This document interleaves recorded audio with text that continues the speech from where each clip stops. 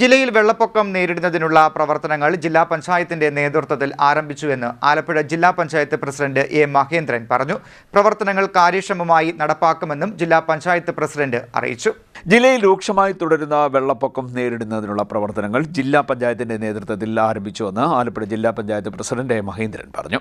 ആലപ്പുഴ ജില്ലയിൽ വെള്ളപ്പൊക്ക ദുരിതാശ്വാസ പ്രവർത്തനങ്ങൾ സജീവമായി നടന്നുകൊണ്ടിരിക്കുകയാണ്. ആലപ്പുഴ ജില്ലാ പഞ്ചായത്ത് ഓഫീസിൽ ഹെൽപ്പ് ഡെസ്ക് ആരംഭിച്ചിട്ടുണ്ട്.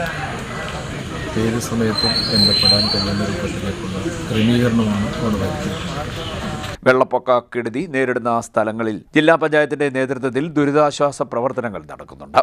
ഇത് യുദ്ധകാല അടിസ്ഥാനത്തിൽ മുന്നോട്ടു പോകും. തൃക്കുന്നപ്പുഴ, ആറാട്ടുപുഴ, അപ്പർ കുട്ടനാടൻ മേഖലകൾ കേന്ദ്രീകരിച്ചുള്ള പ്രവർത്തനം കാര്യക്ഷമമാക്കും. ഇതുമായി ബന്ധപ്പെട്ട എല്ലാ നടപടിക്രമങ്ങളും പൂർത്തീകരിച്ചുവെന്നും ജില്ലാ പഞ്ചായത്ത് പ്രസിഡന്റ് പറഞ്ഞു. CDNet news, Kayamkulam.